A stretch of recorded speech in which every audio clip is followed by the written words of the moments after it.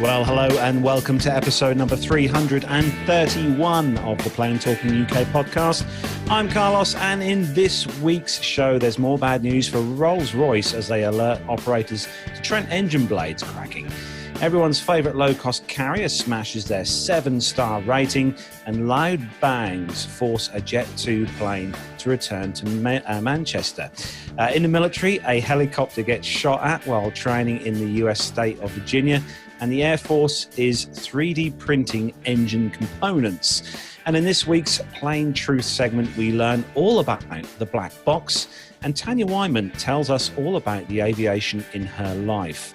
So joining me this week on the show, and he can't actually speak, but I'll speak for him, is Matt Smith, because unfortunately Matt has got... he's got some kind of throat infection-y, sort of horsey throat kind of thing. So, hello, Matt. How are you? Oh, I'm okay. How are you, Carlos? Yeah, I'm very well, Matt. Thank you. Yeah. Nice to have you on the show, as always. All right. There's no need to be like that. Oh, poor Matt. Honestly, sorry to hear you're unwell. Yeah, give us a wave anyway, Matt. Come on, look, for the public. Look, there he is. Look, he's still alive, just... But so Matt is going to be a pretty much 95.5% button pushing, slider moving person this evening on the show. But he will be obviously doing everything in the correct order because he's amazing like that. But joining me this week, he's back from his wine drinking session across Europe. It is, of course, the legend that is Sir Neville Bounds. Oh, if only it was. Sadly not, no. But very busy week at work last week, so I wasn't able to join you, I'm sorry to say, but back with full gusto this week, and plenty to talk about on the show, haven't we, Carlos? We have, indeed, yes. Nev. Looking forward It's good to have you back, Nev. Thank you. Good to have you back, yeah. Thanks. I take it things have been as warm as they have been here in East Anglia. Driving the orange machine this week, 37 degrees centigrade at some stage earlier on. So the air conditioning was doing its nut in the car. But we've had some very odd weather, haven't we? Right across from East Anglia to where I live, to the northwest of London. So very unstable weather and lots of weather avoidance going on. Aircraft, I would imagine too. So we better ask our American co-host of the show if we've beaten him for our temperatures of weather for this week. So without further ado, we're going to introduce someone who's been missing for a little while, but he's back. He's back, and we're pleased to have him back on the show. It is, of course, the absolute legend, the guy who puts the first class into flying is, of course, Armando. Oh, shucks. That's one of the nicest ones. Hey, guys. It is great to be back on the show. As Nev and I were talking about in the pre-show, contractually, we're only allowed to be on the same show 2 or 3 times a year, something like that. But no, here I am sitting on reserve in Atlanta. We actually just got here. My lovely wife is sitting right next to me listening in. That's my third hand. And just sort of hanging out in Atlanta. And I think tonight we're going to go to a nice dinner at a Av Geek place. Look it up, called the Elevation Chop House. It sits on one of the local airports around here. So have we beaten you for weather this weekend, Armando? I think you have. It's actually been stormy, which has kept the temperatures down in Charlotte and here in Atlanta. Actually, we were going out for a walk just before we came into the hotel, and it's actually surprisingly nice out there. So you guys have us beat. Good. At least we've got one up this week for at least. I'll be back to minus 50 next week, no doubt. But you got to win at something. Oh, I know. And this week we've got some news, though, before we kick things off. Obviously, those of you who watch this show will know that me and Nev were supposed to be off to a certain air show in September this year. But Nev, what's going on? Yes, unfortunately, yesterday, as we suspected might happen, Malta was placed on the list of quarantine countries. So that means that were we to go, we would have to come back and quarantine for 2 weeks. But of course, because it's the Foreign and Commonwealth Office advice saying that you should only go for essential travel, your insurance would not be valid either. And the Malta air show has been cancelled anyway. So that's all gone a bit wrong, I have to say. And we were very much looking forward to a few days out there doing interviews, air show stuff, the normal stuff we would do. But unfortunately, due to circumstances beyond our control, we are not able to do that. So, yeah, what a shame. But, it is a big shame. They have said, though, that they are planning on a 2021 show at the end of September next year. So, fingers crossed, we may well get out for that one. So let's see how we go. So on the subject of air shows, if you are a big subscriber on YouTube and you follow aviation channels, Stu over at Airshow World on YouTube has been broadcasting live from various locations around the UK this week, including RAF Mildenhall. He's just started in the last 2 weeks to do live streams, so check out his channel. On Thursday, he had a wonderful shot live of the U-2 taking off from RAF Mildenhall, and there'll be a link in the show notes. That's Airshow World. So it's a great little one to subscribe to on YouTube. And we've got an update as well, haven't we, Nev? Yes, we have indeed. Actually, what a time for my screen to freeze just at the critical point there, which is not very helpful. But yes, here we go. Yes, this is about the Kerala. Yes, the India Express 1344 flight. And a little bit from what we know comes from the Aviation Herald. The India's aviation minister reports that both black boxes have now been recovered. So on August the 8th, the airline reported both pilots and 15 passengers died in the accident. All cabin crew are safe, however. One other passenger died as a result of injuries sustained. One passenger walked away from the wreckage nearly uninjured, but with a bumped head and bleeding lips. He drove home by himself. Kerala's Chief Minister's office reported one victim of the accident had been tested positive for coronavirus. So far, all victims, including the deceased, will be tested for the disease. All members of the rescue team will need to be sent into quarantine. The minister added also that the aircraft had still sufficient fuel on board to divert to their alternate aerodrome and land there with more than the minimum fuel required. So that's an ongoing investigation there, isn't it?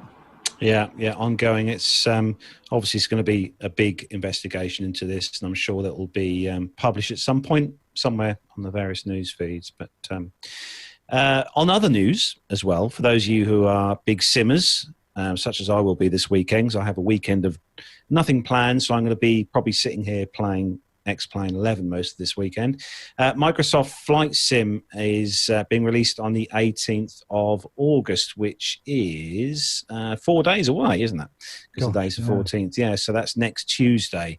Microsoft Flight Simulator will be released, and obviously you'll need a fairly hefty graphics card to run the game, but I'm sure that it will be a one worth getting. I tell you what, I've seen some of the stuff on YouTube. It is unbelievable, isn't it? The realism, the scenery layers, absolutely incredible. So yeah, really looking forward to seeing this. Is that one you're going to get, Armando? Because obviously you've obviously had the sim kind of stuff set up in your home and stuff when you were here in the UK. Is Microsoft Flight Sim going to be for you? Yeah, absolutely. Like Nev is saying, it's just an amazing leap in flight simulation. So I think I'm going to have to get it, if nothing else, just to try it. And I haven't had as much time to get on the sim, but when it comes down to doing some of those procedures, one of the things that I really liked with X-Plane was the virtual reality and being able to sort of sit in the cockpit of an airplane and virtually flip switches and all that stuff. But I'm curious, like everybody else, to see what the new Microsoft Flight Simulator is going to be like. Yeah, looking forward to this, definitely. Moving on to the chat room. Big thanks to everyone who's joined us in the live YouTube chat room today. Just a few names for all the usual family members. We've got Alan Loveday, Liz Piper, Richard Adams, Mash is in there, Lane Street. We've got James J. Hello to you, James J. James J actually passed his CFI check ride this past week, so well done to you, James J. Very good. We've got John Jester. Hello to you, John Jester. Jenny in Rome. Hello to you, Jenny. We've got Rakon, who's also in the chat room. Just scrolling down. Main man Micah is also in the chat room, keeping an eye on things with his blue spanner. We've got, obviously, Armando's in the chat room as well, which is always handy to have. But welcome to everyone who's joined us in the live YouTube chat room today. And don't forget as well, if you're listening to the audio version of this show, take yourselves over to YouTube and you can hit subscribe and the bell icon, which is right next to that, and you'll be notified when we go live on YouTube recording new episodes.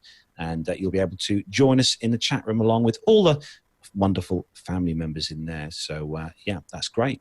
So it's obviously the beginning of the month. Thereabouts, or nearly the beginning of the month, should I say. We're second week in now, but it's obviously time of the month to say a big thanks to everyone. So, Nev, well, who are we thanking this month? Yeah, well, of course, as you well know, we can't do this show without assistance from our Patreon and PayPal donors. And this month, they are Louise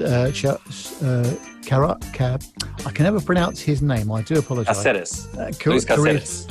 Caceres. Alan Loveday, Nico Reger, Andrew van der Sarg, Alan White, Stephen Howland, Tanya Weinman, Megan Carrion, Jacob Darlington Brown, Nicholas Hewitt, Masha, Owen, Ruben Wells, Neil Lamworn, Graham Haley, Jonathan Warner, Eric Graves, Matt Caton, Jordan Rose, Andrew Wilson, Evan Shue, Captain Jeff, Adam Spink, Liz Piper, Jeff Ward, Myla, Philip Labe, Stuart Backer, Ray Williams and Stephanie Plummer.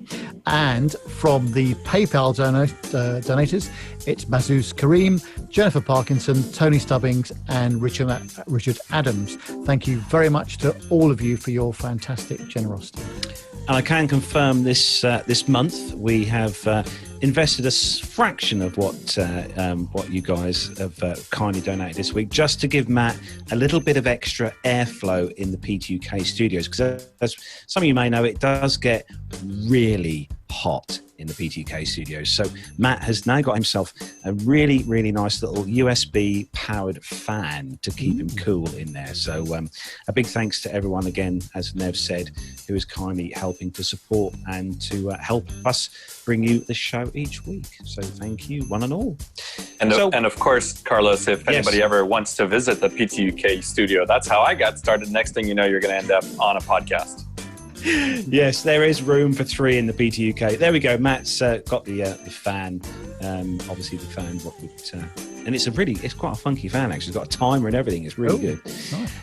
But we are going to start the show then, as we do each week, with our rundown of the weekly news from around the world and the UK. So, if all the team's ready, yes, we are. Let's go.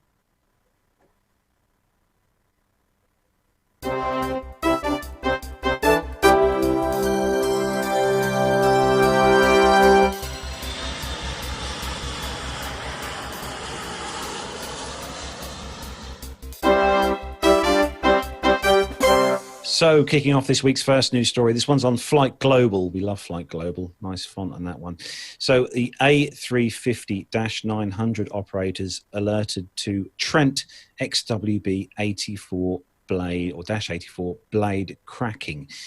Rolls Royce is attempting to reassure investors and operators of the A350s over the impact of the latest durability problem to hit its Trent wide-body engine family. Actually, Nev, can you remember what engine it was, which was the one that they had the problem with the Dreamliner back in the day? Was that the same engine? Was it the Trent 1000? Yeah, the Trent 1000 they had.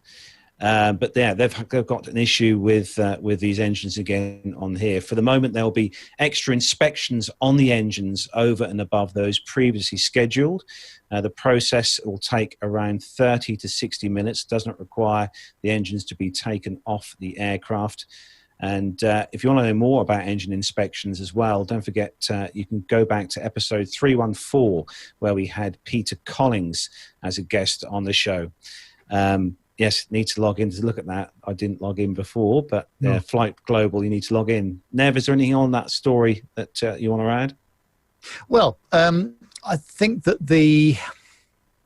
with new aircraft and new engines, there are always the potential for issues. And of course, you can do lots of testing in the factory and in the lab and all the rest of it. But until the engines get on the aircraft and they're put into real world use and at a variety of weights, at a variety of temperatures, you're really not going to know the full story. So I think every engine that has probably been manufactured by any manufacturer has probably at some stage had to go through some revision because of things that they have found in flight. What do you think about that, Armando? Is that reasonable?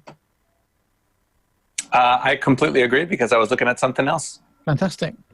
That's the answer. Brilliant. It's great. Yes. So... Off to a great start. I think that, and don't forget that, I mean, the A350-900 is a medium to long range aircraft anyway. So you're going to need to run it in the real world to see what some of these issues are sometimes. So. Yeah, these the engineers, actual Rolls Royce himself, are pushing towards rectifying the issues with the engine. So hopefully, I mean, we met these guys at the Dubai Airshow, didn't we? When they were back last year, and yeah, you know, I think this is just, you know, I think Rolls Royce will get this sorted fairly swiftly. And also, only affects the -900 and not the 1000 series. So. Yeah, and actually, I'm yet to fly on the 350, Nev, because you've had the opportunity to fly on the 350. Well, you've been on a 1000. Oh, sorry, I had a 1000 I've flown on. Yeah, I haven't flown on the -900. Do keep up. Honestly, yes, I went to Dubai on a -1000, but I went to Helsinki on the -900 with those Finnair. Finnair, yeah, Finnair. Yeah, yes, and very nice it was too. Got to say, excellent aircraft. So Nev, next story is a Ryanair one, and I mean, I've heard of 5-star, but 7-star? Well, I'm not qualified normally to talk about Ryanair stories whatsoever, but I'll give it a bash. This is on the airlinerratings.com website, and it says Ryanair soars to a 7-star airline. Ryanair, one of the industry's leading low-cost airlines, is now rated as a 7-star airline for safety by global rating agency airlineratings.com. After consultation with the industry, the world's most respected airline rating agency has refined its safety rating criteria to move the focus from audits to real-world outcomes in pilot performance. In an industry first, airlineratings.com has examined over 11,000 serious incident reports since 2015 to arrive at an incident rating for airlines. Incidents and crashes now account for 5 of the 7-star ratings. So Ryanair has had a fatality-free record since it was formed in 1985. Airlineratings.com editor-in-chief Geoffrey Thomas said Ryanair's safety record is superb, and at every touch point, passenger safety is paramount. Our refined safety rating system recognizes the achievements of airlines such as Ryanair that have perfectly fatality-free records, says Mr. Thomas. There's a growing concern industry-wide at some pilot performance issues, and we have evolved our rating system to put greater focus on outcomes. With Ryanair, we found an extremely low incident rate and virtually none attributable to pilots. That performance and its COVID-19 compliance for passengers gained Ryanair the top safety rating of 7 stars, says Mr. Thomas. Its fleet is built around the top-selling Boeing 737-800 NG. The 737 is the world's most reliable aircraft, says Mr. Thomas. The airline is at the forefront of COVID-19 protocols to protect crew and passengers. And that's a pretty good record to have. And, of course, you bear in mind the numbers of sectors they actually operate across the world every day of the week, both in the UK and European region. It's a record to be proud of, but clearly they're not complacent about it. And they're always doing their very best to ensure passenger safety. I know. I was going to say, Nev's not the biggest fan of Ryanair, but you know, when you want a cheap flight somewhere, Well, I can't complain about that at all. But yes, considering, say, the number of sectors they operate and the operation itself, the safety record is pretty fantastic. Sorry, Armando, you were saying. Yeah, you do have to admit so Ryanair has revolutionized the way low-cost carriers operate, and they have a lot of third-party operations, including, not third-party pilots, but pilots that are maybe not necessarily employed by the airline, but are contracted to the airline. And the way they operate, you would think, would lend itself to an increased risk in their operations. And like Nev was saying, all the places that they fly daily and their quick turns that they're scheduling their crews to do with third-party ground crews and things like that. So it is actually a pretty amazing feat that they've managed to do that relatively incident-free, because a lot of those things are sort of out of their control with those, not owning all of those assets, including, people as assets. Actually, there's a video on that story for those of you who click on the links in the show notes. There's actually quite an interesting video on that story if you guys watched it, where it shows the cleaning regime on board one of their 737-800s. Yeah, and that's, I'm glad that they're including that, but that's still an evolving thing, cleaning aircraft. I know at the company that I work for, we're still trying to figure out exactly how much deep cleaning we need to do between flights and how we're going to do that. There's some electrostatic sprayers out there. Some are just wiping it down, but then wiping it down is causing the leather to crack, or the pleather. Yeah, it is interesting that they included that into their safety ratings. But has it I guess affected nowadays you have to. Your turnaround times much, Armando, with the extra cleaning as such?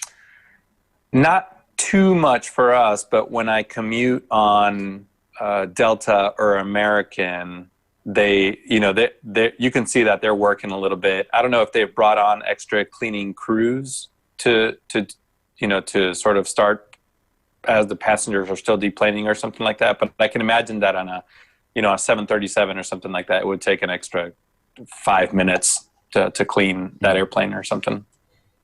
Hopefully more than that, but. So if you're listening, Matt, take your headphones out your ears for the next story. Armando, a bit of a shocking story for the next one.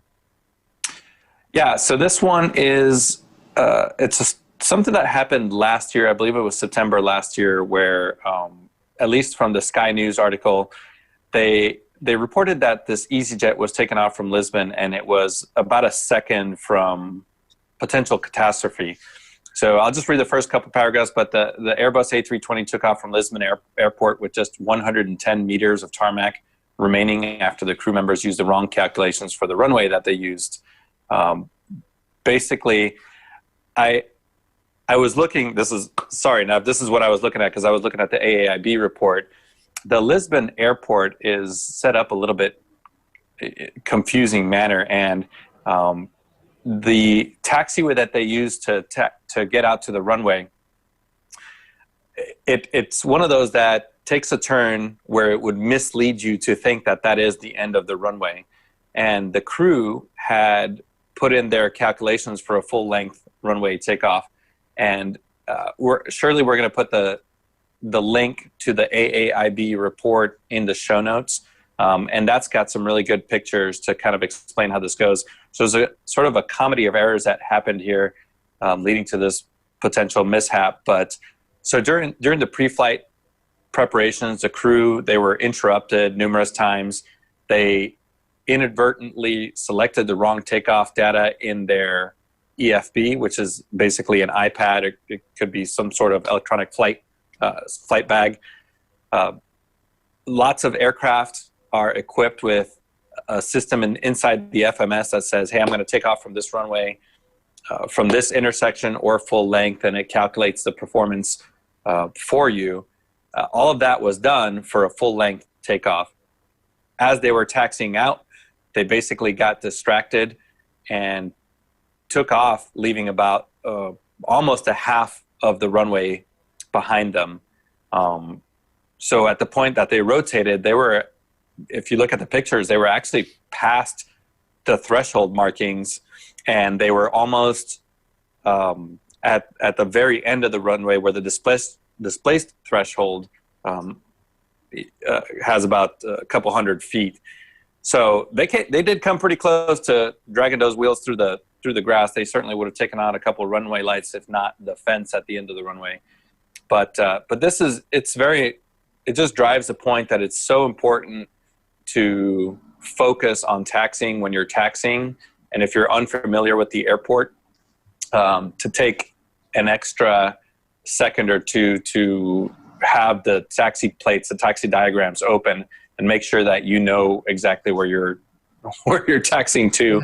All of the first officers and captains I've ever spoken to, they've all more or less said the same thing in these sort of circumstances. You know, the flying bit is pretty straightforward, but it's the preparation and the concentration during the taxi out, when situations might change. You might get a different taxi routing, and it's so easy to be distracted by perhaps a cabin crew member or anything that allows your concentration to wander. And in critical situations like this, you can see why this is easily done, can't you? Absolutely. And there was a language barrier here too, in addition to a vocabulary barrier, if we want to call it that, because air traffic controller was not referring to the taxiways by their marked names. So visually they missed an extra cross check because the controller was guiding them out to the runway, and that didn't match up with the markings that they were seeing on the ground. So very close to becoming a more serious mishap, but good learning point for all of us in aviation, no matter what you fly. Yeah, just like every aviation incident or accident, it's a series of events that enable the Swiss cheese to line up. That's exactly it. Yeah. So the next story is on the Simple Flying website, this one. And this one is for a sightseeing flight to nowhere. So for those in Taiwan missing the international travel experience, relatively new startup Starlux Airlines is launching a flight to nowhere for the purpose of sightseeing. The offer was announced this past week and marketed as pretending to go abroad. A tour for taking passengers over the Taiwan-controlled Pratas Islands in the northern part of the South China Sea. The one-time experience took form as flight JX8888, interesting flight number, on top of being a specialised tourist experience. Data from Flight Radar 24 indicated that the 3.5-hour flight took place on August the 7th using the airline's brand new Airbus A321neo. The aircraft is less than a year old, having been delivered to Starlux last October. Focus Taiwan reports that a total of 188 tickets for Friday's flight were scooped up in the span of just 30 seconds. Thus, with this popular demand, Starlux spokesman Ni Kui says the airline is planning a second air travel tour package for mid-August, which will be completely different from this first experience. Starlux commenced operations at the beginning of 2020. Well, what a year to start flying, earning it a spot on the list of unluckiest airlines. 2 months into its operations, and the airline was forced to suspend its services due to the global health crisis, and operations have since resumed. There's also another story in a similar Antarctic sightseeing on Simple Flying. While Australians may be unable to travel internationally due to COVID-19, Qantas and travel firm Antarctica Flights have got together to offer possibly the world's most unique scenic flight.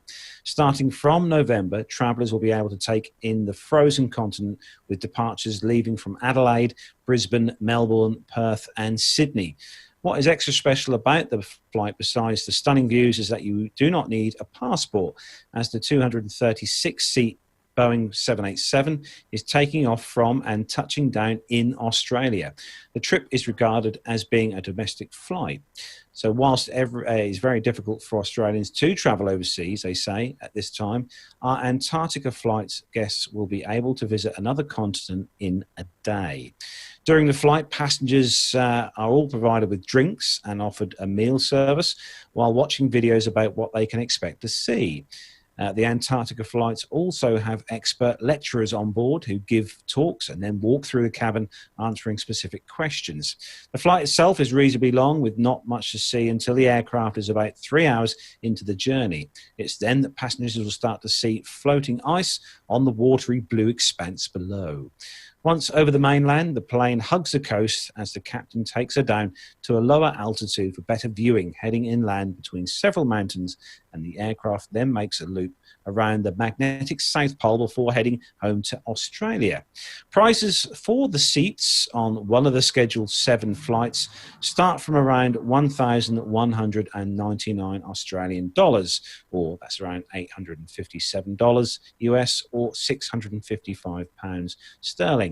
For a place over the wing, up to 7,999 Australian dollars, or 5,714 US dollars, or just under £4,500 for business class. The flights will operate between November and February, which is when the continent sees its best weather.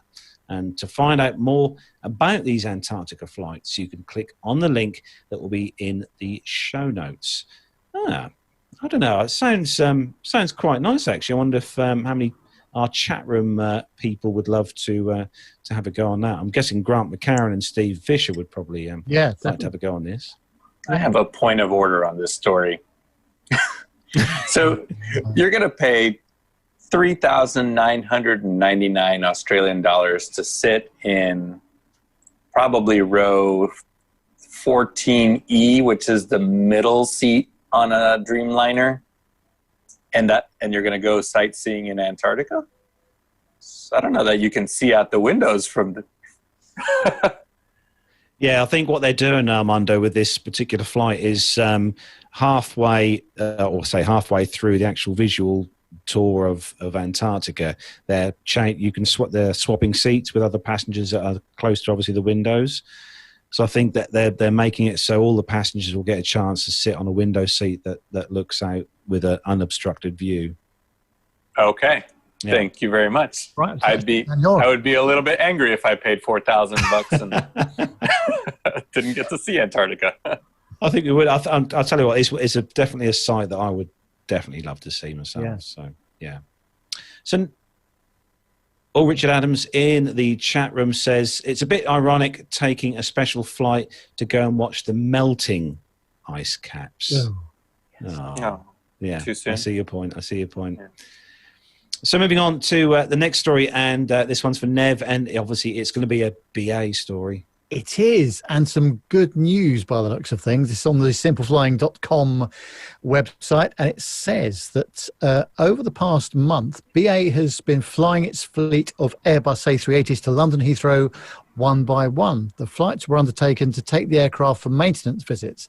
Now the entire fleet has been back to its London Heathrow home. Parking an aircraft isn't as simple as finding space at an airport and then leaving it until it's needed. Given their complex nature, planes must be maintained during their time parked or undergo preparations for an extended period of grounding. One by one, BA has been bringing its Airbus A380 fleet back to Heathrow.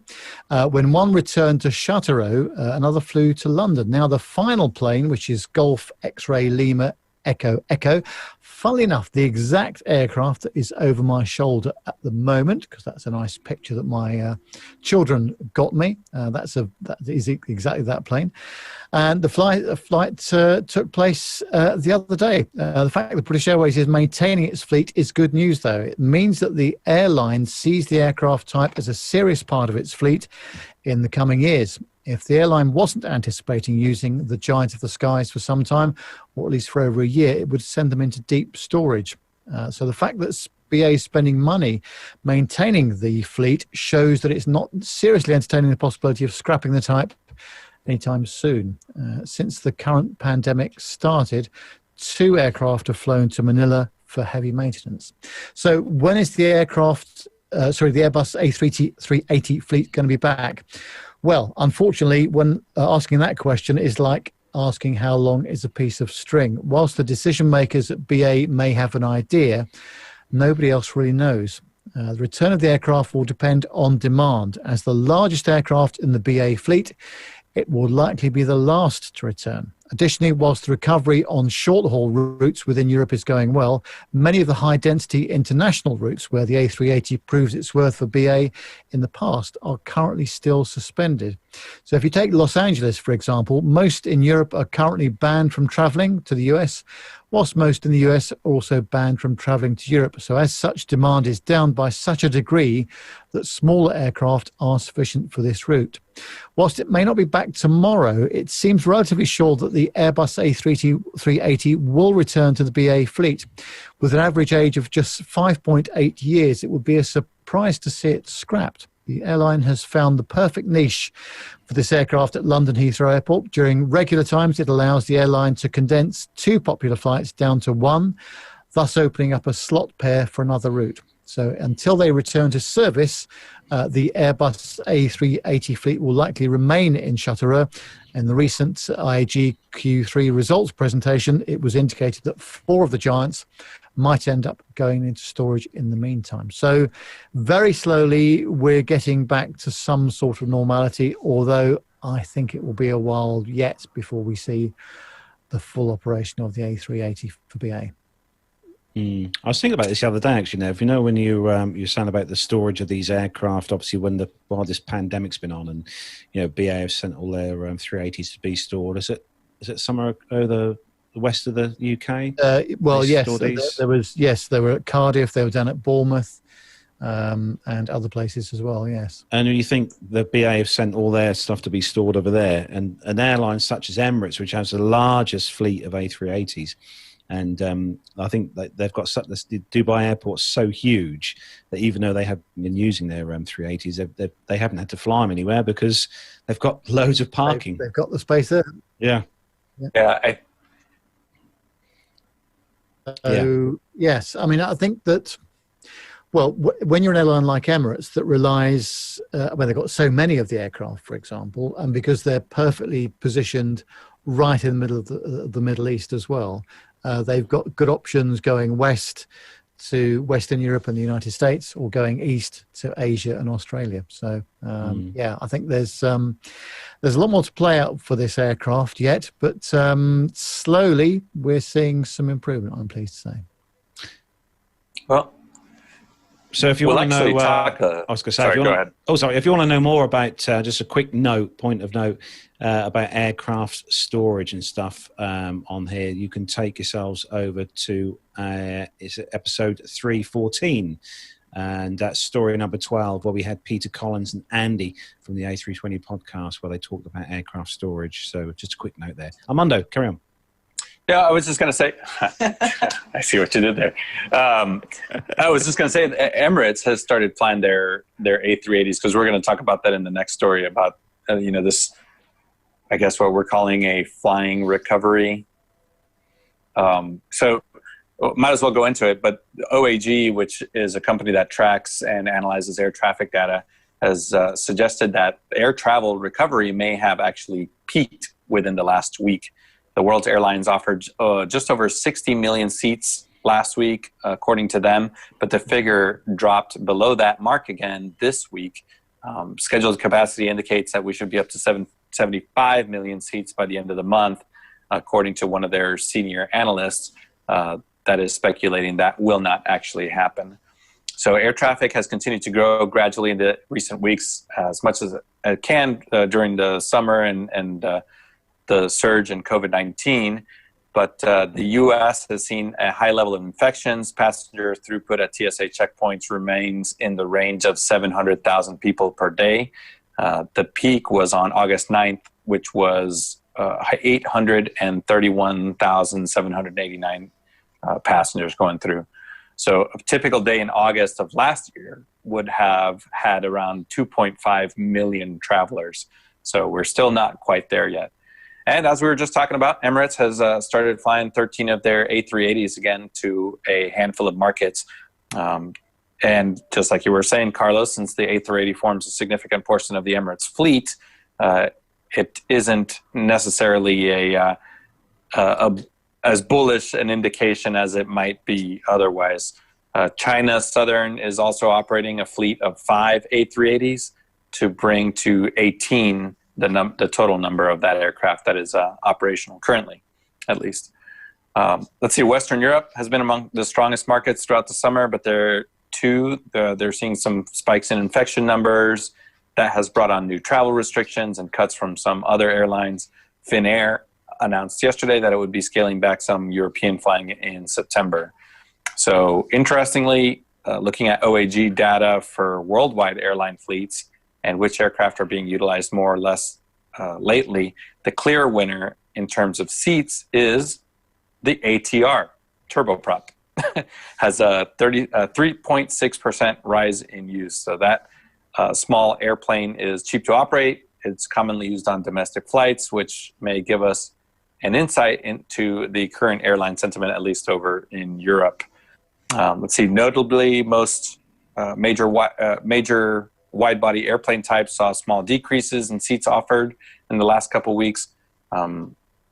They started seeing plenty of 777s being added to the schedules as a reliable indicator that things may be looking up, but no indications quite yet. So. Yeah, I think it's the problem, isn't it? Because this is such a dynamic environment. If you compare it to, we always compare it to 9/11, don't we? And the global downturn. But with 9/11, it was a reasonably straightforward return to flight with cockpit door improvements, other security improvements at airports and all the rest of it. And then we went back to how it was fairly quickly.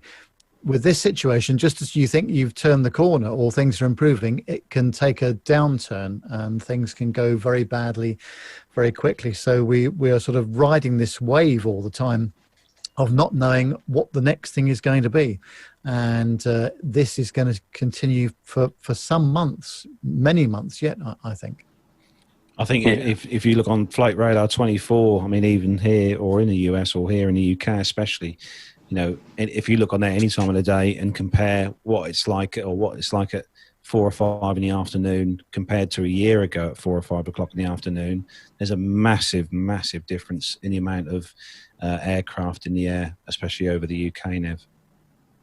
Yeah, absolutely. And yes, every time I hear an aircraft, I now look up because it's been quite unusual. So it's been nice to see it. Nice to see that Heathrow are back at 2-runway operation for the most part as well. So that's an indication that things are getting better. But yeah. Yeah, I think in general too, after 9/11, you had many countries that coalesced in a united recovery, and a recovery from a singular event, and we're just not having that with the COVID response from individual countries. And as there are flare-ups in one part of the world, other parts of the world are controlling it. Well, the whole point of air travel is to connect those parts of the world, which is the risk. So yeah, I completely agree with you, Nev. Yeah, and if you wanted the definition of disruption and the unknown, then this is it, isn't it? Yeah, definitely. So next story, moving on, is on the bbc.co.uk website. Love the BBC. And they're actually using the correct photo, which is always a bonus, I think, Nev. Yeah, we like that. Okay. And the headline on here, 10 hurt in unnecessary plane evacuation at London Stansted. So 10 passengers were hurt when a member of a cabin crew ordered an unnecessary aircraft evacuation, an Air Accidents Investigation Branch AAIB report has found. The left engine failed on takeoff of a scheduled Laudamotion flight from London Stansted to Vienna in 2019. Several people were blown over by the exhaust while evacuating and could have been sucked into the right-hand engine, the report stated. The plane was beginning its takeoff roll at around 8 o'clock in the evening on the 1st of March when a loud bang was heard and the aircraft immediately drifted towards the left-hand side of the runway, the investigators said. The pilot of the A320-200 came to a full stop on the runway and twice announced over the public address system, or PA system, "Attention crew on station," but the senior flight attendant did not hear. She then ordered the evacuation of the 169 passengers on board, but the pilot and the co-pilot were not informed nor aware until they noticed the evacuation slide had been deployed and passengers were moving across the front of the aircraft. When the pilot asked the senior flight attendant why this was happening, she said that she believed that she'd been ordered to do an evacuation, the reporters said. The pilot noticed passengers were heading towards the right-hand engine, which was still operating at the time. Had any of them entered the right-hand engine inlet suction air danger area, it's possible they could have been sucked into the engine, which would not have ended too well. Investigators found there was a contained failure of the left-hand engine, which was due to a part being improperly assembled. The senior flight attendant told investigators she did not hear the pilot's announcement to the crew because she was focused on the loud noise of the engine. With all passengers looking at her, she felt under pressure and shocked and overwhelmed, the report said. Due to issues with a phone falling out of its cradle, the senior flight attendant had to communicate with fellow flight attendants via a combination of phone, PA system, and hand signals in a dark cabin. The report said a combination of factors overwhelmed the senior flight attendant and caused her to command an evacuation that was not necessary. Several passengers were blown over by the exhaust, with 10 people receiving minor injuries and 2 requiring hospital treatment. The report also found a few passengers said they had suffered from post-traumatic stress, for which they were receiving treatment. Investigators also highlighted several passengers hindered the evacuation by taking, surprise, surprise, their baggage with them. Yeah. Investigators also highlighted obviously this baggage being taken with them, which is something which is not a good thing to do, obviously, when you're taking things off the aircraft when you shouldn't be.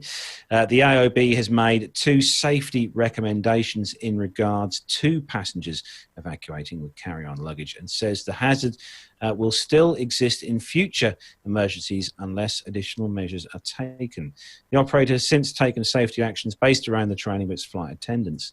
And the spokeswoman for the airline has said Laudamotion welcomes the AAIB report on the engine failure at London Stansted, which acknowledges Laudamotion's subsequent safety actions.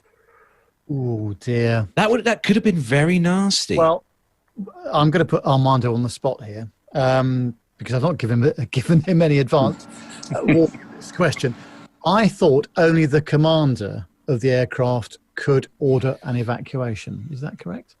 No. So I've actually listened to Captain Nick talk about this, and at his airline, the flight attendants, the cabin crew, was able to initiate an evacuation by themselves. And I believe that is the case here also at some airlines. Is the crew members can see a situation. Now they should consult the flight deck, but I don't think it's actually required. Yeah, interesting. But as always with these situations, it's all about the communication, isn't it? Every time. So, yeah, I did think it was funny. I remember when I was, well, I guess it wasn't that long ago. A couple, maybe 5-6 years ago, there used to be this show in the U.S. called Mythbusters. I don't know if you guys had it over there. Yay. Yeah, Mythbusters. They did a couple things a show on evacuations, and I've also watched some documentaries on aircraft evacuations. And one of the recommendations that came out of this is, hey, when you guys are practicing those simulated evacuations, have people take their bags with them, because that's what's going to happen.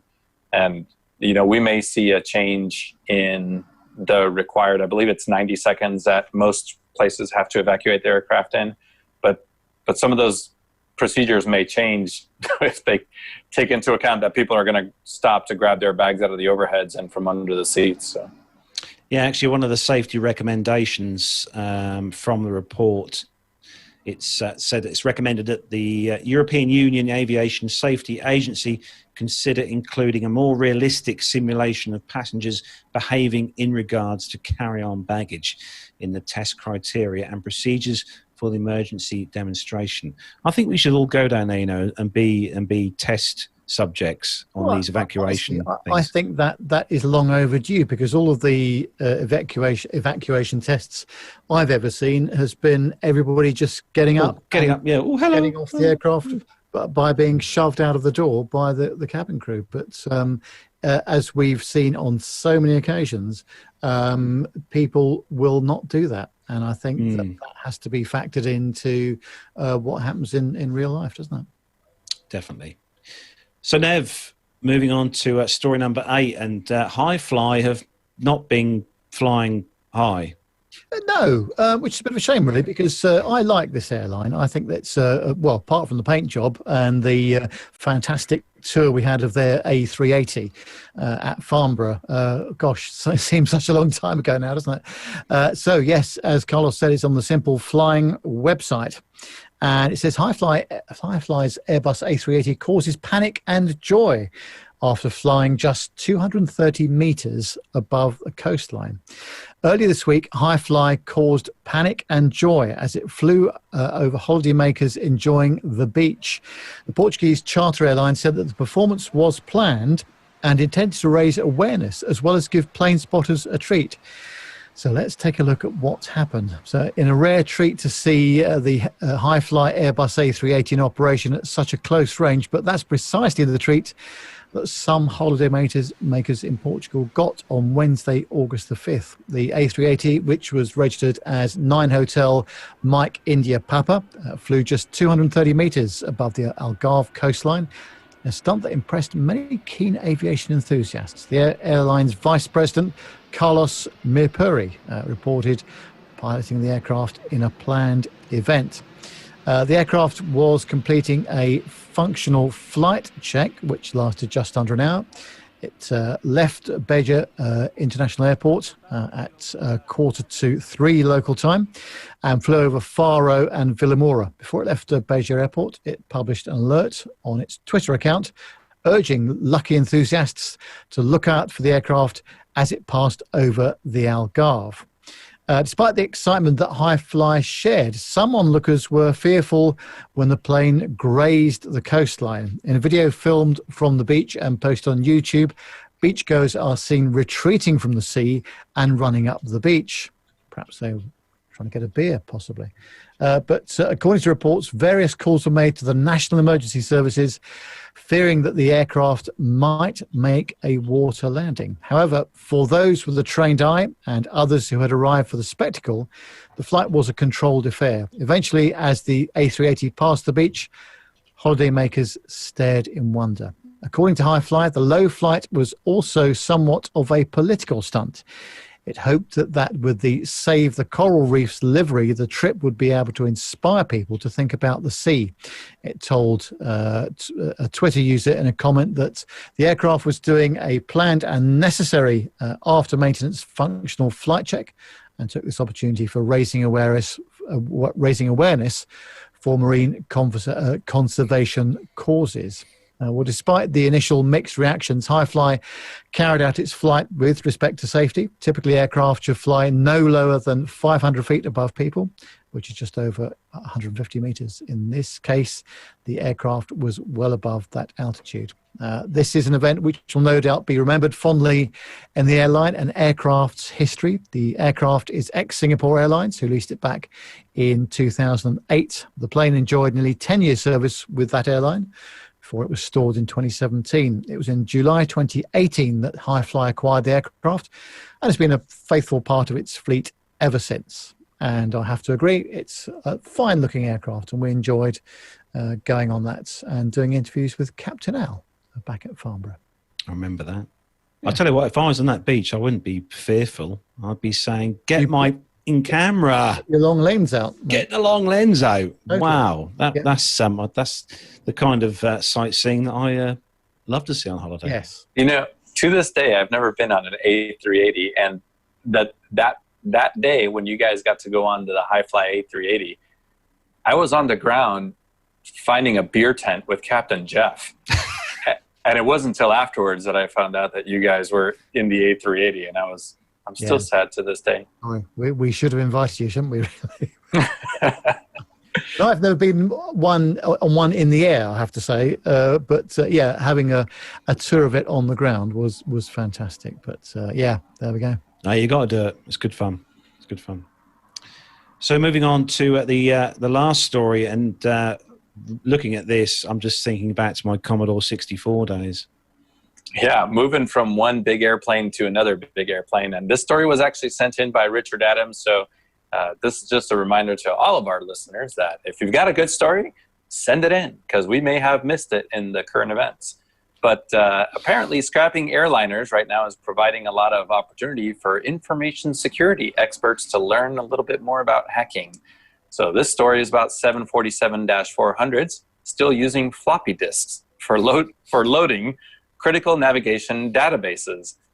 Pen Test Partners has revealed to the information security community at DEF CON, after poking about one of the recently abandoned aircraft.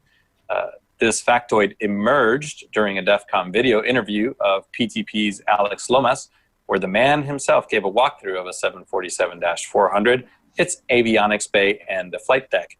So although airliners are not normally available to curious InfoSec researchers, certain UK-based big airline's decision to scrap its Boeing 747 fleet gave Pen Test Partners a unique opportunity to get aboard one and have a poke about before the scrap merchants, which are friends of the show, set about their grim task. So while giving a tour of the aircraft, Lomas pointed out that the navigation database loader to certain readers of a certain vintage, that's us, I think, most of us here in this room, it'll look very familiar. It is loaded via a 3.5-inch floppy disk. So this database had to be updated about every 28 days. You can see how much of a chore this has to be for an engineer to visit, said the engineer during the video, pointing out the floppy drive, which is tucked away behind a locked panel. In a subsequent Q&A for DEF CON's virtual attendees, the Pen Test Partners chief Ken Monroe asked Lomas about the points of interest to aviation InfoSec researchers. The key question everyone wanted to know in this particular interview was tough to answer, which it was whether or not you can hack an airliner from the cheap seats using the in-flight entertainment as an attack vector. Lomas observed, where we've gone deliberately looking, we've not found at this point any two-way communication between the passenger domain systems like the IFE and the control domain. There is a quote-unquote DMZ, a demilitarized zone of the information services domain that sits between the two. To jump between them, the two layers of segregation would be tricky in his view.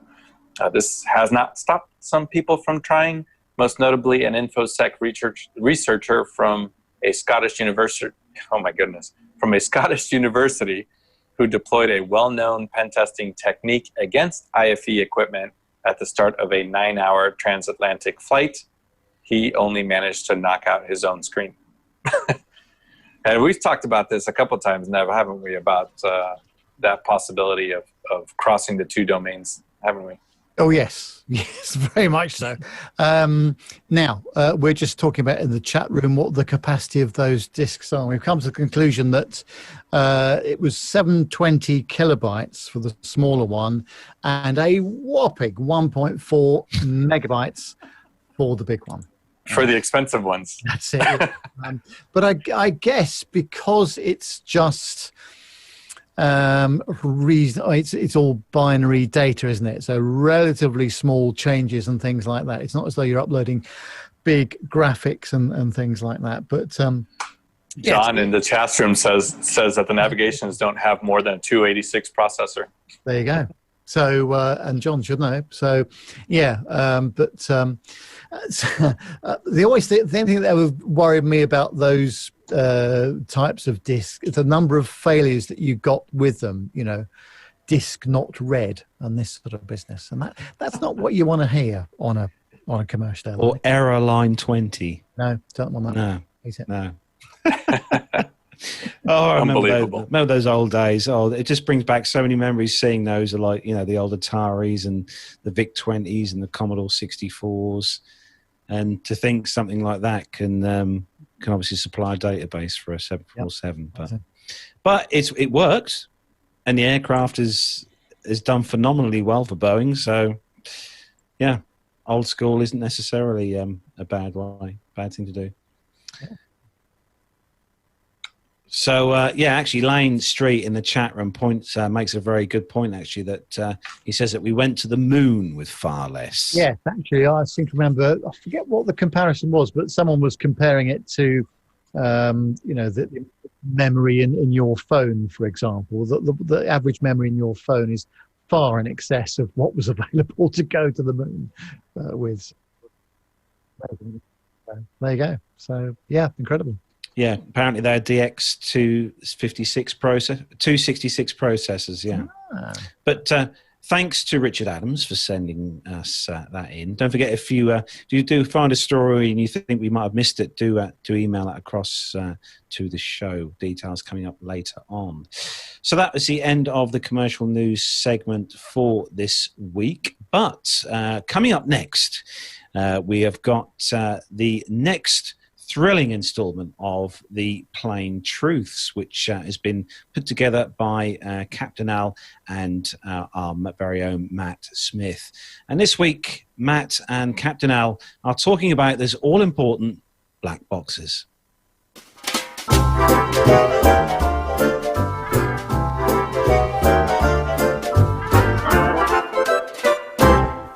Hello and welcome to another Plain Truths, and today we're going to be talking about the infamous black box. Joining me today, as always, is Captain Al. Hi, Captain Al. A very good evening. How are you? I'm very good, thank you. Busy day? Good. Yes, actually, all sorts of things going on, but nothing exciting, I'm afraid. Right, okay. Well, that's a bit of a letdown. Never mind. Listen, the black box. Now, one of my friends, when I was talking about this, actually said the phrase is, if the black box is so indestructible, why on earth don't they make the entire aircraft out of it? Which I'm sure is something that you've heard somebody say once before. Oh, many, many times. And, of course, we could all travel around in a skip. Right. For those who are they well known for their aerodynamic properties then? Not at all. And for those listeners who may be in other parts of the world who don't know what a skip is, I want you to think of a large steel box that you put all of your rubbish in that then gets taken away. These are quite large. They go on the back of a truck, so about the size of a shipping container. There you go. Right. We could all fly around the shipping containers. We go. Right. So black boxes. Yeah. Okay, so I've got quite a list of questions I've got for this actually. So basically, what is it? What data do they store? How are they located in the event of an incident? Obviously, because we've all seen the videos and things where they go and retrieve them from the bottom of the deep blue sea. What is it made of? And like I say, if it is basically, what is it? Okay, so black boxes. Well, first of all, they're not black. They are bright orange. Oh, well, that's a disappointment from the start. So the black box element comes from the fact that, it's basically that term of things that people don't know how they work. They're just, black boxes. It's magic. And it goes back to the original origins of the recorders. So it's just a colloquial term for the recorders. There are two of them. There's an audio recorder and a data recorder. So the audio recorder is the cockpit voice recorder. Pretty much explains what it does, really. So it records the pilots on independent channels. There will be a captain channel, a co-pilot channel, maybe a third occupant channel. And then there's like an ambient channel, so it just records general noise within the cockpit, all as individual streams. And historically, they were recorded on magnetic tape. Of course, these days they're all recorded on solid-state drives, so no moving parts. The other one is the flight data recorder. Again, historically, that was magnetic tape. These days, again, solid-state recorder, hence why they're these days known as DFDRs, digital flight data recorder. The DFDRs record a whole range of data, Everything from airspeed, altitude, rate of climb or descent, bank angle, G-loading, to very, very extensive data streams like the position of the rudder, how much aileron input, where the side stick was, what the thrust setting was, what the engine's producing. Massives and massives of amount of data. So if you think about anything pretty much on the aeroplane that has some form of electronic control, almost certainly its data will feed into the DFDR. Generally, it doesn't take the number of flushes that a particular toilet has made. That's not flight safety critical. Really? Oh, that's a surprise. But certainly, even including the tyre pressures are fed into the DFDR. So 2 boxes, both bright orange in colour. That one records cockpit audio, one records all of the flight data. They are typically stored in the tail section of the aircraft. They are located there because it's very unusual for aeroplanes to reverse into mountainsides. Right. And okay. I mean that quite seriously. Yeah. Generally speaking, aeroplanes, if they're going to crash, tend to end up going nose first. So it's just generally the most likely place that they will be able to recover from, the least likely place that they will get damaged. Now, that takes us on to the fact of how do you find them? Well, if the aeroplane crashes on ground, then trying to find 2 orange boxes isn't too difficult visually. They do also have transmitters on them that will transmit a locating signal. And that is particularly useful if you're trying to find them if the aircraft crashed into the sea. They're automatically triggered to start transmitting with a particular G-load, i.e. a crash, or if they become wet, i.e. they're underwater.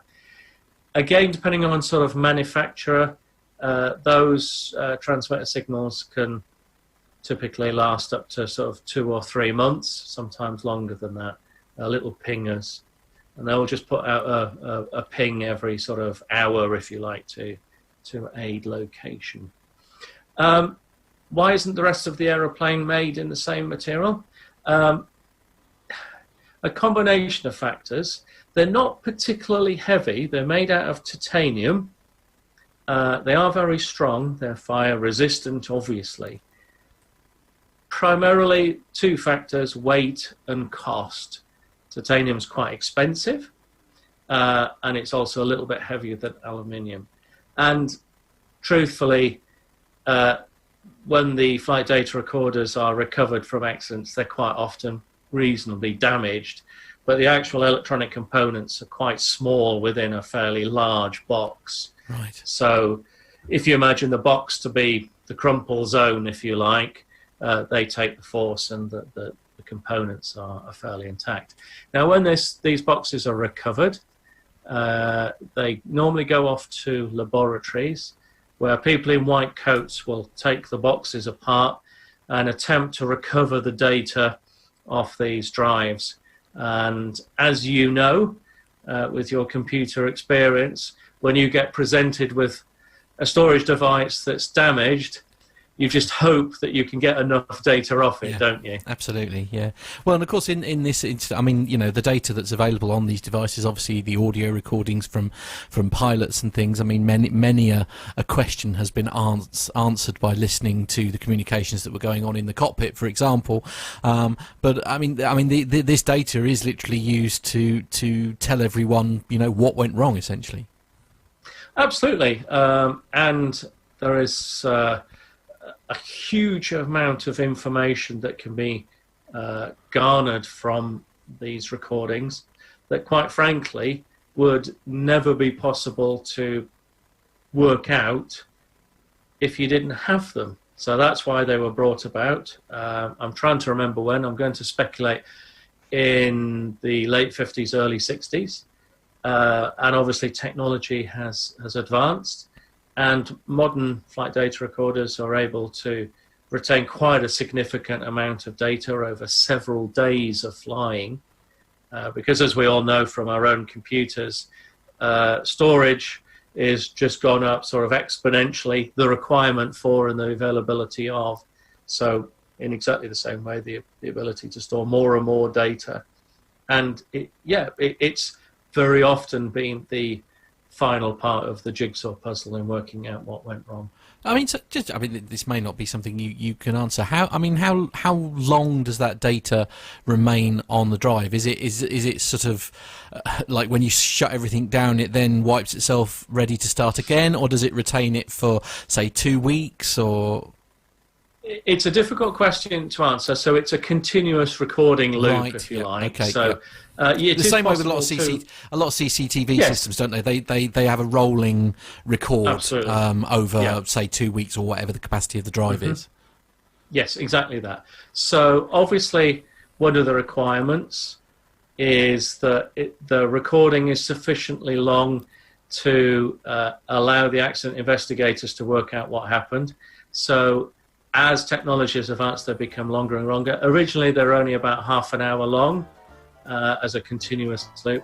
And you know, these days, they are many, many hours, if not days of data. Wow.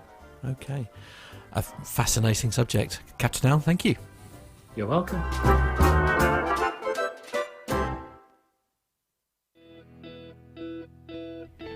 If you want to take your knowledge to the next level, sign up for a subscription at the A320 Lounge. Our online video courses combine whiteboard-style lessons with full failure demonstrations shot in 4K in state-of-the-art simulators using a professional production team. Go into your next simulator session with confidence, having seen failures run in real time and with the background knowledge to answer any questions from your instructor. To get more information and to sign up, visit a320lounge.com.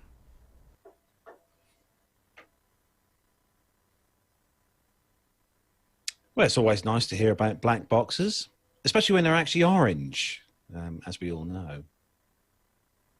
Yeah, but it's black box is it's a mystery thing, and this is actually going to lead really well into a conversation that we've been having for a couple weeks now. It started when John and I were talking about the Atlas air crash, and I briefly mentioned cockpit voice recorder analysis. Now, Micah had asked the question in the chat room, what exactly is cockpit voice recorder analysis? So while Al was talking about flight data recorders, which are all the parameters, both for the aircraft, for the engines, one of the projects the project that I was most proud of working with the NTSB was specifically dealing with the cockpit voice recorder. And the cockpit voice recorder, as Al said, they're digital nowadays. So it's digital tracks, and any audiophile or anybody that's in podcasting will recognize some of the terms. It's basically a multi-track audio coming from different microphones. So each regulatory authority has different specifications for how the CVRs should be both maintained and inspected and analyzed when a mishap happens. And the reason this is really, really important is because there's a lot of liability at stake. So if you've seen the movie Sully, you probably remember it was Miracle on the Hudson. Was that the name of the movie, right? You probably remember the scenes of the courtroom where they're playing the cockpit voice recorder audio, and you know they're looking at each other, and they seem to be listening to it for the first time together. Well, that's not exactly how it happens. So it's generally a big room with a long table, and there are representatives from multiple organizations there, both the airlines, the pilots unions, the reps, the engines, aircraft component manufacturers, in our case, the FAA, the NTSB. So everybody's sitting there, and there's so much liability at stake that everybody needs to agree on what exactly is being said, who's saying it, what is human speech, what is not human speech, and that the transcript that is ultimately produced from that is accurate. So we in the military had the ability to do some voice analysis, and we had some voice analysis tools that had very specific algorithms that were designed to detect and clean up human speech. So I've sent some pictures over to Matt, and if you guys are listening to the audio podcast, you're going to have to bear with me. We'll figure out a way how to post these pictures. Maybe I'll do a little video segment at the end. But if Matt, if you would pop up that first picture there. So on a two-dimensional display, you can see kind of how you would see it on a computer microphone or any recording, that the left side of this, there's the recording is amplified, and somewhere buried in there is a human voice, or maybe a human voice. So one of the toolkits that we used would be to take that, and Matt, go to the next picture there, take a regular waveform and turn it into a three-dimensional spectrogram view. So that is time going one way, frequency going another way, and amplitude showing up as a color intensity. So in this three-dimensional spectrogram view, we were actually able to identify human voice versus interference signals. So in the example that I popped up on the screen was a 400 hertz tone that could be artificially produced by something in an electrical signal, something going wrong, which itself may be indicative of a problem that happened at a certain point in time, where not audible to the human ear, but to a computer or to a microphone, we were able to see, or the NTSB is able to see, hey, something happened that changed the electrical current going into this recording device. And all of those are traditionally characterized, so it's easily identifiable. And the engineers and the cockpit voice recorder analysts are able to say, hey, this is the piece of equipment that failed that was producing this type of signal. The next picture, Matt, is going to pop up there. So like I said, they are multi-track audio with different microphones. In this particular example, you have three different microphones, or three different audio streams. One is the pilot's basically headset, the co-pilot's headset, the jump seat headset, and a cockpit area microphone that is capturing all of the ambient noise as well as the human voice. So each one of those audio streams is recording something different, and you can use a cockpit voice recorder analysis tool to make sure, because they are machines, that the timestamps to the microsecond or the nanosecond is actually linked up, and all of the tracks are actually lined up to produce one stream of audio. Now, any one of these streams could be contaminated or corrupt, like if they're being recorded on a floppy disk or something like that, which they're not. So Matt's going to pop up the next signal there. So you'll see, or sorry, the next picture. So you'll see that sometimes because they are machines, some things just go wrong. So sometimes the audio cuts out, sometimes the audio fades, an artificial signal is introduced into the recording. And with these tools, they're able to apply either a wideband noise removal or a narrowband noise removal, which is kind of a tone removal tool, to take all of those artificialities out and just leave the human voice. Now, having done that, you can also identify human voice. So the NTSB is able to, regardless of the audio stream that is being analyzed, identify who is speaking. That is, if the co-pilot, for example, is out of their seat, or the pilot is out of their seat and is being recorded on the cockpit area microphone as opposed to their headset microphone, the speaker identification algorithms are actually able to identify that human voice from any other media. So if the family provides a recording from a phone or something like that, or even from a previous ATC recording, they can match the voice to what's being recorded. That also identifies somebody that's not supposed to be in the cockpit.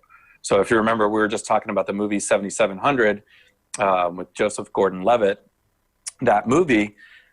So now you're able to apply audio cleanup tools and speaker identification tool to figure out who's saying what on the recordings.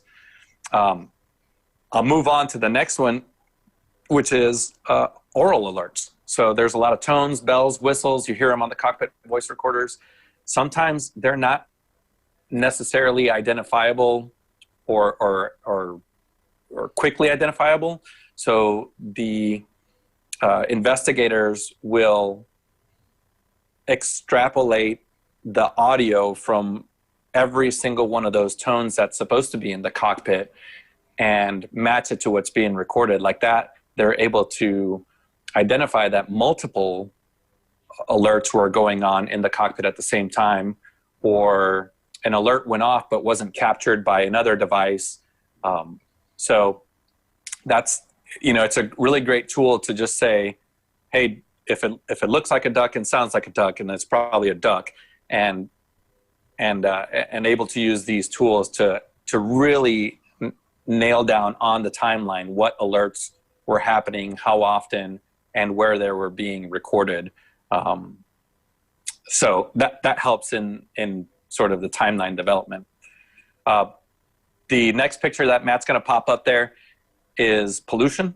So sometimes there's an artificial pollution that happens on an audio track, and the investigators will take one of these tools again to basically identify what isn't human voice and only leave that which is relevant to the investigation.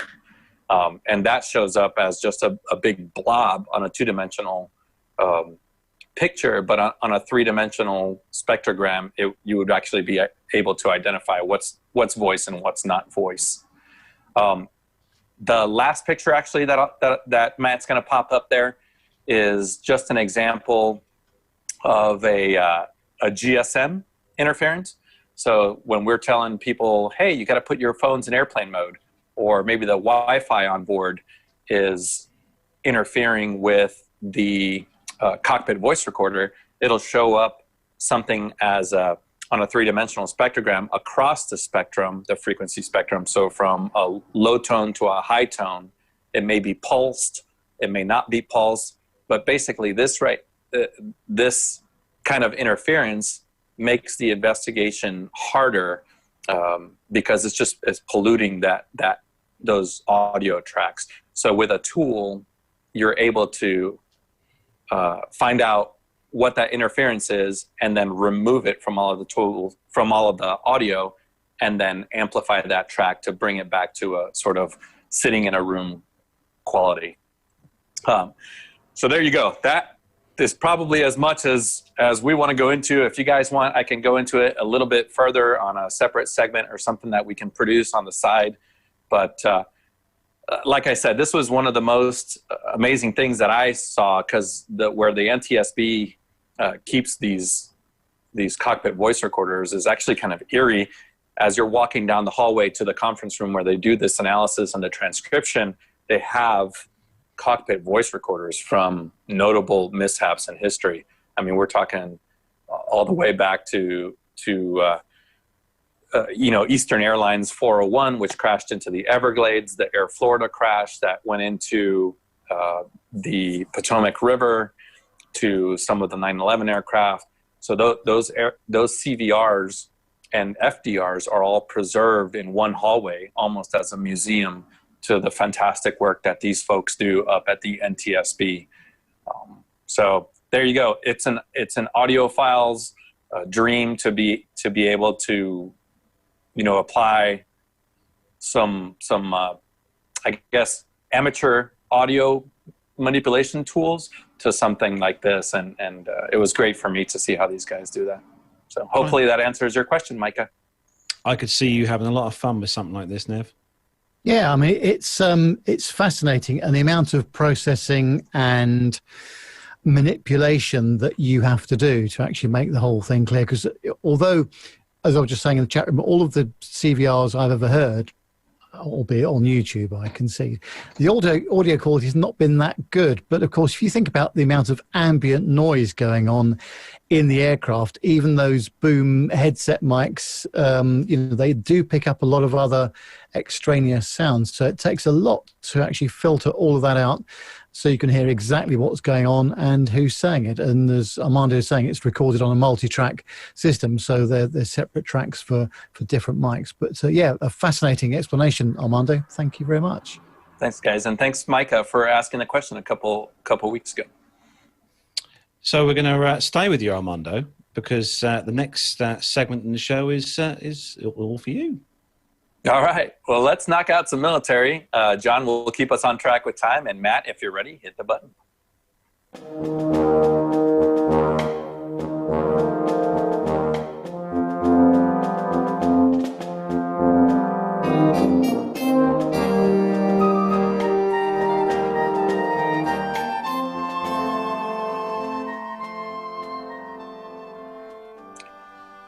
I wish I could say this first story is a fluke, but I've actually heard of it happening multiple times. This is from AirForceTimes.com.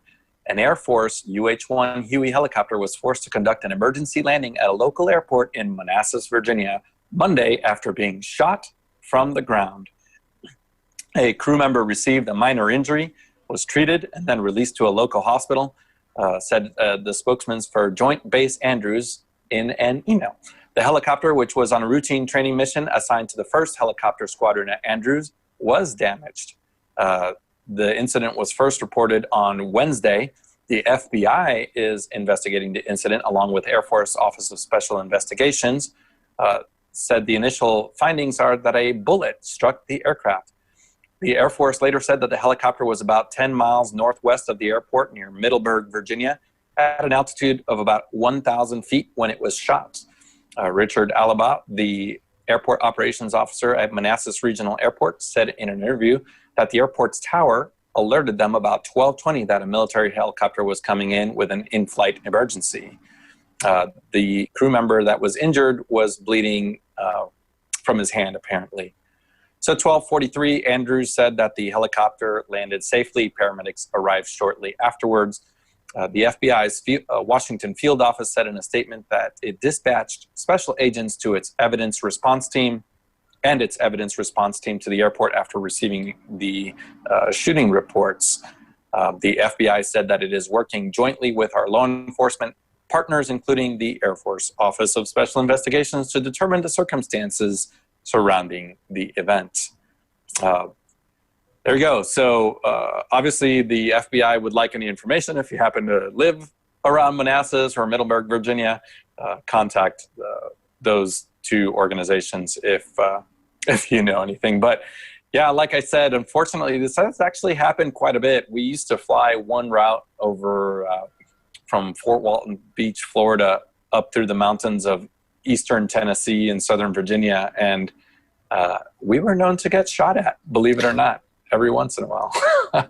In your own country. Wow. Yeah, and I don't imagine that anybody's actually trying to shoot down an aircraft. I think they just see lights, they hear things. I don't know. Don't ask me. Maybe the chat room can chime in as to why anybody would shoot at an aircraft, period. But yeah, Manassas is known for its Civil War. It's a Civil War battlefield. So yeah, Captain Cruz in the chat room, maybe it was reenactment day and it was an errant musket bullet going towards this helicopter. But I just don't get it. But it was a fact of life, knowing that if you were over eastern Tennessee, southern Virginia, northern Alabama, that you could potentially get shot at. So from one story to the next, this next story is, this is something that I think Jonathan Warner would love to be at. This is on news8000.com. Volk Field to host 50 aircraft, 1,000 service members for Northern Lightning training. So Camp Douglas, the Volk Field Combat Readiness Training Centre, will host about 50 aircraft and nearly 1,000 service members during the annual Northern Lightning counterland training exercise between August 10th and 21st. Units from as close as the backyard in Wisconsin and neighboring Minnesota, as well as far-flung states such as California, Idaho, and New York, Vermont, and Virginia will participate in military branches to be represented that include the National Guard and Air Force, Army, and Navy. Northern Lightning began in the early 2000s and expanded into a large-scale exercise in 2015. It became a biannual exercise in 2018 and 2019 and returned to annual exercise this year. The exercise presents tactical level joint training drills with current and future weapons platforms. A variety of the world's most advanced aircraft, including fifth-generation aircraft such as the F-35, will participate in the exercise. Volk Field, CRTC, is one of the premier training installations in the country because of its expansive airspace and the quality of training it can simulate. Northern Lightning, one of 7 Air National Guard joint accredited exercises that take the place at the Combat Readiness Training Centre, is regarded now as a world-class exercise. This exercise will focus on offensive counter-air with simulated surface-to-air attacks and the integration of multiple air platforms, said Colonel Bart Van Roo, who directs the exercise. Training in this manner, he says, is essential for readiness and enhancing partnerships. The ongoing COVID-19 pandemic necessitated some changes to the annual exercises structure, but the training will be invaluable, Van Roo said. Though we still have more than 50 aircraft and approximately 1,000 personnel participating, far fewer will be staging out of Volk Field in order to mitigate public health risks, he said. Pilots and air crews participating in Northern Lightning can expect to operate in a contested environment with adversary aircraft, electronic jamming, and simulated surface-to-air threats to build readiness for threats and missions the nation faces. The general public can expect to see an increase in activity in and around the Camp Douglas area and the skies over central Wisconsin during the 11-day period. The drills might include supersonic travel within FAA and military guidelines, so people in a 55 by 200-mile space around the field may hear sonic booms. Oh, that'd be fun. Between 10 a.m. and 4 p.m. during weekdays. He says that Van Roo said that we appreciate everyone's patience as it is necessary part of preparation for actual combat, he said. Residents of the following counties can anticipate increased military flight operations in the airspace. So if you live Adams, Brown, I suppose Armando, you'd know where all these places are, Calumet, Clark, Columbia, Dane, Dodge, Fond du Lac, Green Lake, Jackson, Marathon, Marquette, Monroe, I'm probably pronouncing these completely wrong, Outagami? Oh, I don't know. Outagamie, Portage, Souk, Sheboygan, Sheboygan, Trempealeau,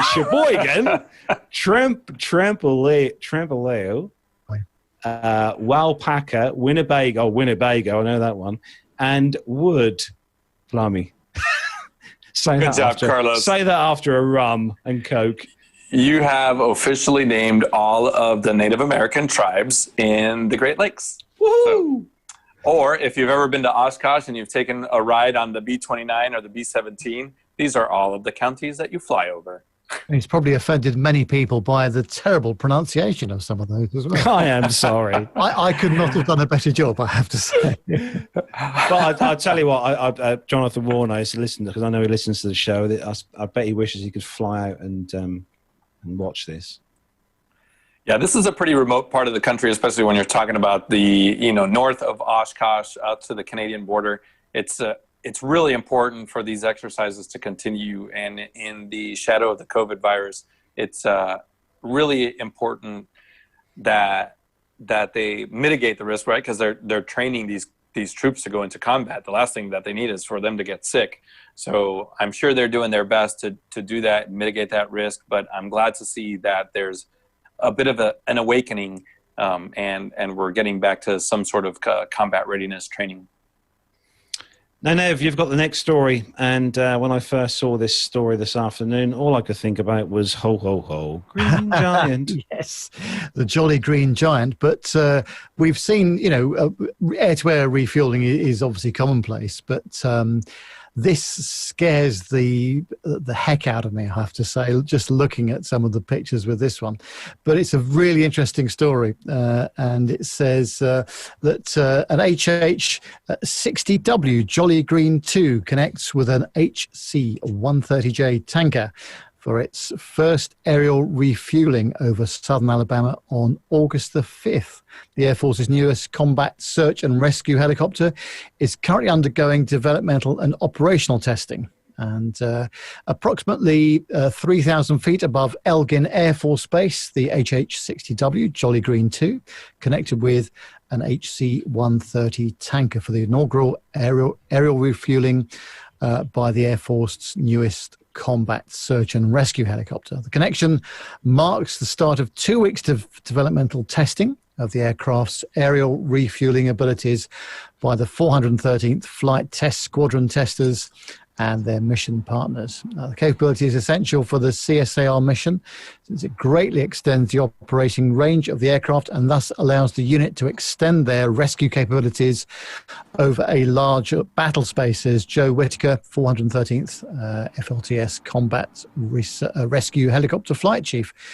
Throughout the tests, the aircrew and engineers will evaluate the helicopter's ability to connect with the fuel drogue and its handling qualities during the fueling. They also monitor the functionality of the systems and gauges to ensure that the aircraft receives the fuel appropriately with the proper pressures. Our job is to evaluate how difficult aerial refueling will be for operational pilots and to identify any unforeseen hazards due to the unique configuration of the HH-60W, which may not have been present in the legacy HH-60G, Whitaker said. Early missions will be done during daylight hours. Testing will conclude with a nighttime evaluation using night vision goggles. This is a critical test milestone for the program as it reinforces the superior capabilities of the HH-60W and its ability to support the Air Force's CSAR mission, says Greg Hahn, Sikorsky Combat Rescue Helicopter Program Director. Major Andrew Farmer, the 413th FLTS pilot, was the Air Force pilot for the refueling mission. He evaluated the handling qualities and made the first contacts. He and his aircrew spent extra time preparing for the mission that included talking through the test sequence and rehearsing the phraseology used during the refueling. It was that extra time spent that made for a smooth mission without issues, according to Farmer. It's rare for a test pilot to have this opportunity to test a new aircraft, replacing the one he or she flew operationally, and to be the first one to do something like this, Farmer said. It was an honor to be the pilot, to fly this mission, and work with a truly professional test team. The aerial refueling mission marks yet another 2020 milestone for the HH-60W program. So far, the Jolly Green 2 has undergone radar, weather, and defense system testing, to name a few. The execution of this critical test is yet another demonstration of our successful partnership with the Air Force and brings us one step closer to delivering this much-needed helicopter to our airmen, Hames said. But, yeah, you might have seen some of the pictures during me reading that, and gosh, that looks pretty hairy during daylight hours, let alone doing that with night vision goggles after dark. Extraordinary. Yeah, I don't think anybody ever described aerial refueling as being easy, especially from a helicopter, because you've got two very different aircraft in very close proximity to each other. But yeah, you know, it's funny, as you were reading this, Nev, I was thinking back, man, I've been on the podcast or with you guys long enough that I remember reading when the Air Force first announced the new HH-60W, the Jolly Green 2. So this is a great milestone for the next combat search and rescue helicopter for the Air Force. Yeah, what do you think about sort of the wake turbulence from the tanker? I mean, yeah, it's mitigated by power settings and flaps, and the drones are long enough, or their hose is long enough that a lot of that downwash is going underneath the helicopter. So as long as you sort of plug in, scoop it up, and keep above the, all that prop wash, you should be, and the wake turbulence, you should be okay. Now, that where it all goes wrong is when you get out of your little protected envelope there. You can't go left, and you can't go right. Usually you have a wingman on one side or in a pre-contact position, and you have the aircraft itself on the other wing.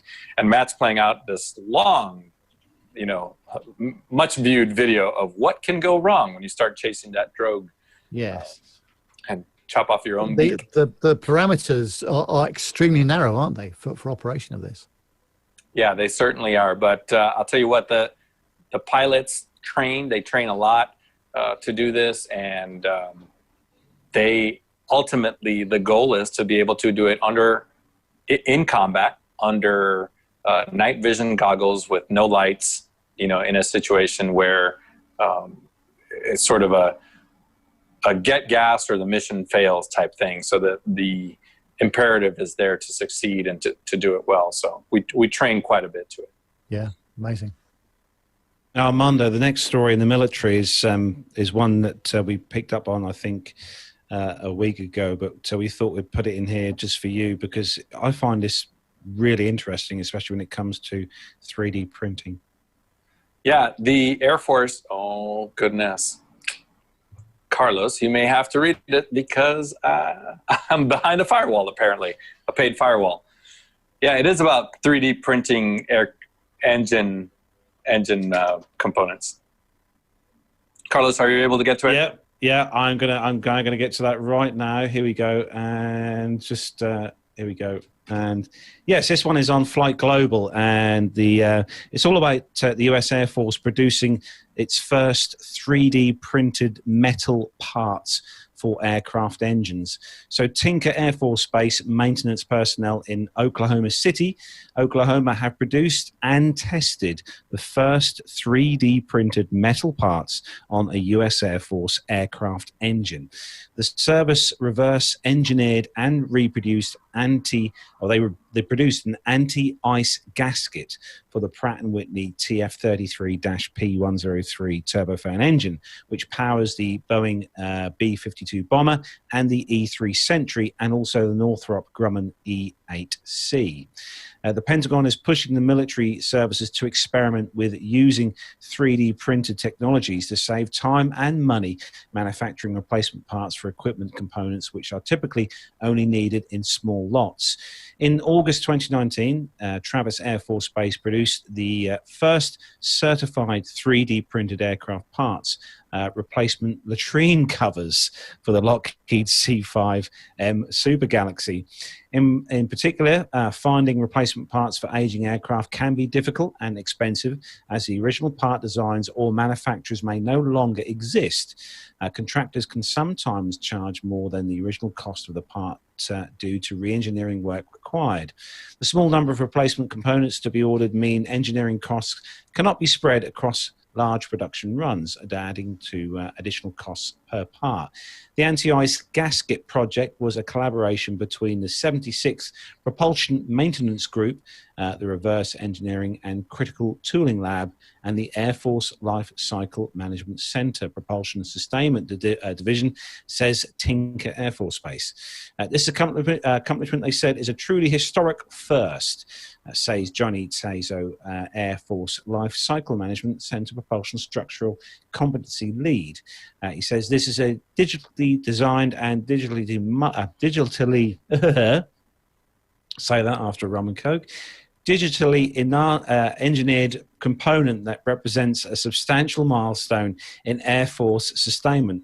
Although its basic component, the technology our Air Force Lifecycle team has developed, will help resolve supply chain issues and help bring further capacities to support the war fighter.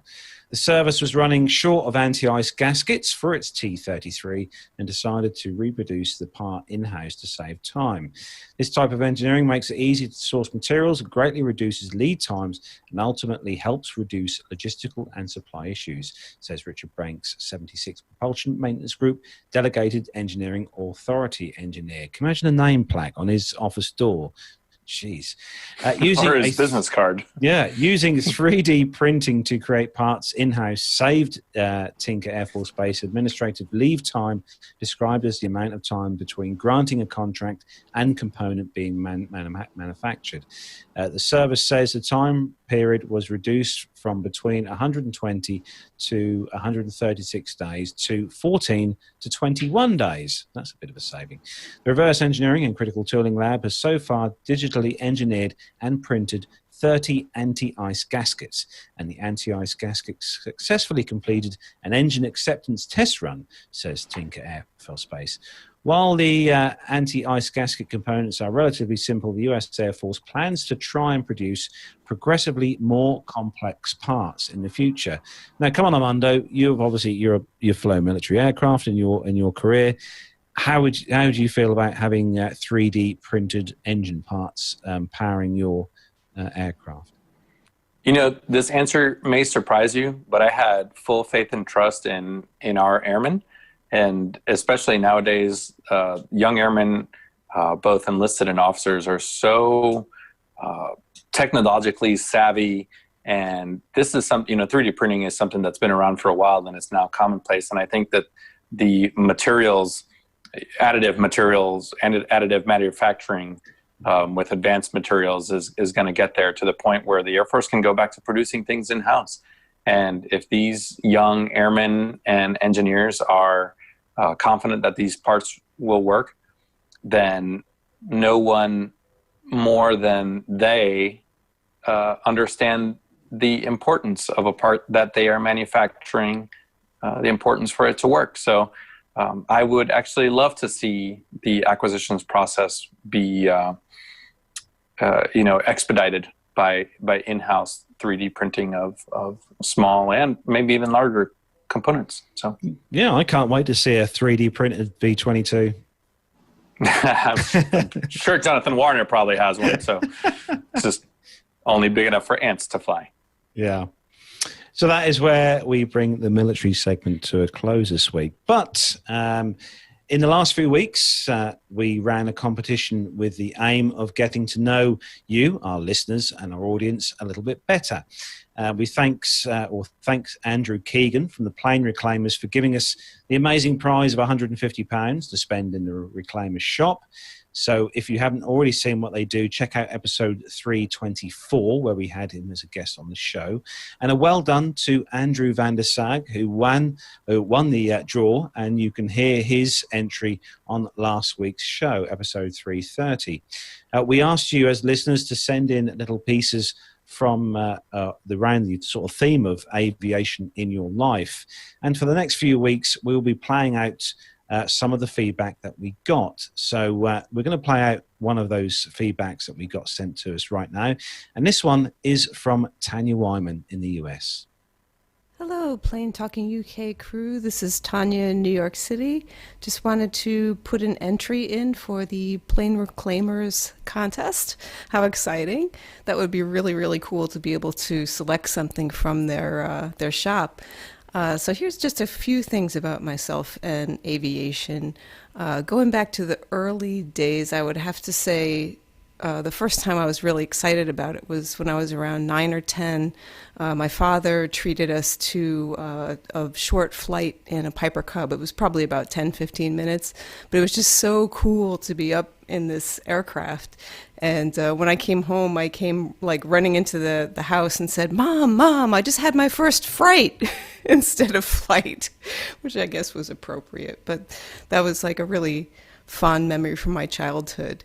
And to answer your quintessential question of which aircraft would you want to either fly, which I'm not a pilot, so that wouldn't be me, or be a passenger on, and unquestionably, absolutely Concorde is what I would really, I mean, unfortunately she's not flying anymore, but you know, that's my choice. Absolutely. My cover photo for both my Twitter and Facebook is myself on the Concorde that's parked at the Intrepid Museum here in New York. And it was kind of funny to hear Captain Nick describe it in the John Hutchinson interview as little more than an awning for the cafe. And I can understand why he had that impression, but they've really, really improved their program around the Concorde there. We actually, you have to pay extra and sign up for a tour, but that's fine. They just don't want, you know, high traffic because, you know, they don't want to destroy the plane inside. But we actually were on a tour. It was about an hour long, so had plenty of time. And it was only one other couple with us, so we had the plane pretty much to ourselves. It was really great. The guide was excellent, very knowledgeable, answered all of our questions. We got to go in the cockpit, and it was really, really nice. So, you know, once we can travel again, if anyone is in the area, just keep that in mind. It's definitely worth a visit, I think. And the rest of the Intrepid is amazing, too. It's just an amazing place. So very, very highly recommended. And actually, one time when I was flying back to New York from Florida, the Concorde took off ahead of us. And oh my gosh, it was so loud. It was just incredibly loud. It was really wild, though, to be able to experience that. And I think that might have been the same flight where we also saw the space shuttle take off, just completely this was not planned. I was flying out, just happened to be flying back from a cruise, and the pilot comes on the PA and says, "Well, we've got the space shuttle taking off of our, you know, left side." So it was really wild to see that. The sad part about that is that was the Columbia on the flight where they did not return safely. So that was sad, but it was, again, just really exciting to see that. And also just like one note about the 747, the first and now apparently last time I ever flew on a 747 was to come to PTUK 300 this January. I am so thrilled that I did that, and it flew on a 747 both ways on British Airways, and it was really wonderful. The crew were wonderful. And it was just really special it's even more special now with everything that's happened, and now that they're not really in passenger service or won't be shortly. So that was really, really neat. And also to see the 747 and the Landor livery take off or land a couple times while I was over there. So it was just so wonderful to see all of you. I hope we can do it again soon. And thank you very much, Plane Reclaimers, for your generosity, and best of luck to everybody who entered. Cheers. Oh, thank you, Tanya, for sending that in.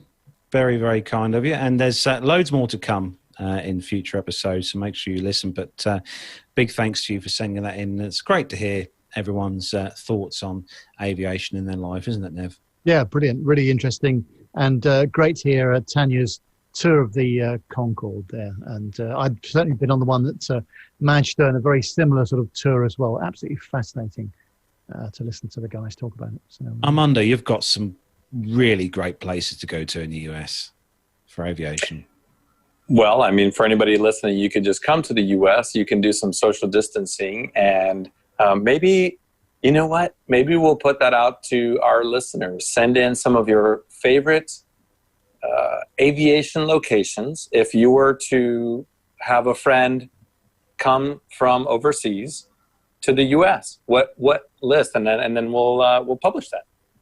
I know I have about 30 spots that are off the beaten track. That would be fantastic. Excellent. There we go. So we look forward to hearing that from everyone who watches and listens to the show. So Armando, we're going to start to wrap things up. So you want to do social media links. Where can people find us on the web? Well, they can find us on all the usual social medias. We are on Facebook, Twitter, Instagram. Just search for Plane Talking UK. If you're looking at Apple Podcasts, I found out just recently you have to put the space in there. So it's Plane Space Talking UK, and it'll come right up. You can always send us messages, pictures, multimedia recordings to our WhatsApp, which is +44 757 888-222-491-66. Emails are podcast@planetalkinguk.com, or you can email us individually with our first names at planetalkinguk.com, which also happens to be our website.